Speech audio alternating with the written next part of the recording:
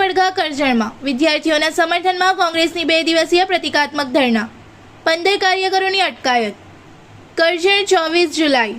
દિલ્હીના જંતર મંતર ખાતે વિદ્યાર્થીઓના આંદોલન દરમિયાન પોલીસ દ્વારા થયેલા લાઠીચાર્જના વિરોધમાં કરજણ શહેર અને તાલુકા કોંગ્રેસ સમિતિ દ્વારા શુક્રવારે સવારે ગાંધી ચોક ખાતે 2 દિવસીય પ્રતિકાત્મક ધરણાનું આયોજન કરવામાં આવ્યું હતું.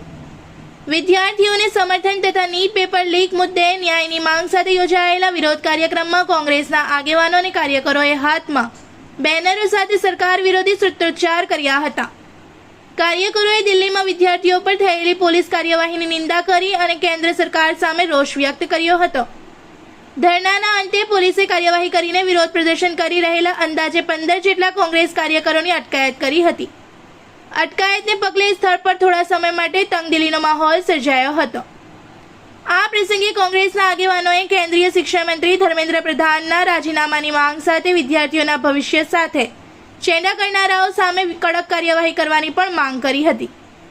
ધરણામાં તાલુકા કોંગ્રેસ પ્રમુખ પિન્ટુભાઈ પટેલ, વડોદરા જિલ્લા કોંગ્રેસના કાર્યકારી પ્રમુખ ભાસ્કરભાઈ ભટ્ટ, ભરતભાઈ અમીન, કરજણ શહેર કોંગ્રેસ પ્રમુખ હર્ષદસિંહ ગોહિલ સહિત શહેર અને તાલુકાના મોટી સંખ્યામાં કોંગ્રેસના આગેવાનો અને કાર્યકરો ઉપસ્થિત રહ્યા હતા. રિપોર્ટર તસ્લીમ પીરાવાલા. આજરોજ કરજણ ખાતે તાલુકા કોંગ્રેસ તેમજ શહેર કોંગ્રેસ દ્વારા જે પેપર લીક થયું છે, નીટનું પેપર, એમાં 10 વર્ષની અંદર ભાજપના કાળા શાસનની અંદર 152 પેપર, ગઈકાલના સમાચાર પ્રમાણે 152 પેપર લીક થયા છે. હજુ સુધી એની કોઈને સજા આપવામાં આવી નથી. એ માટે આજ સુધી હજુ સુધી કોઈને સજા મળી નથી. અને તેમજ એના માટે પ્રોટેક્શન કરી રહેલા જંતર મંતર પર જે સ્ટુડન્ટો છે એની ઉપર લાઠીચાર્જ કરવામાં આવ્યો છે અને એ દમનગીરી કરવામાં આવી છે. લોકશાહીના શાસનની અંદર લાઠીચાર્જ કરી અને આ સરકાર દબાવવા માંગે છે. મોદી શાસનની અંદર છેલ્લા 10 વર્ષની અંદર આટલા પેપર લીક થયા છતાં પણ એક પણ રાજીનામું મંત્રી દ્વારા આપવામાં નથી આવ્યું. અને માંગણી શું છે કે ધર્મેન્દ્ર પ્રધાનની રાજીનામાની, તો એ ધર્મેન્દ્ર પ્રધાનનું રાજીનામું કેમ ના આપે? જ્યારે આજે આટલા પેપર લીક થયા છે, આટલા વિદ્યાર્થીઓના જીવ ગયા છે, છતાં પણ પેપર લીકના મુદ્દે જ્યારે અવાજ ઉઠાવે છે તો એમને મારવામાં આવે છે, એમને દબાવવામાં આવે છે. તો આ દેશ કેવી રીતના સહન કરી લે? 140 કરોડ દેશની જનતા છે એ જોઈ રહી છે અત્યારે કે આ જે તાનાશાહી શાસન છે એના માટે આ ચાલી રહ્યું છે.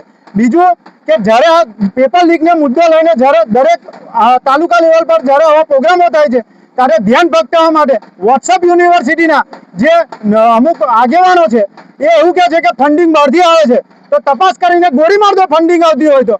ધ્યાન ભટકાવવાનું અને મુદ્દો ભટકાવવાની વાત કરતા જે પેપર લીક થયું છે અને વિદ્યાર્થીઓની જાન ગઈ છે એ માટે તો સહયોગ આપવો જરૂરી છે.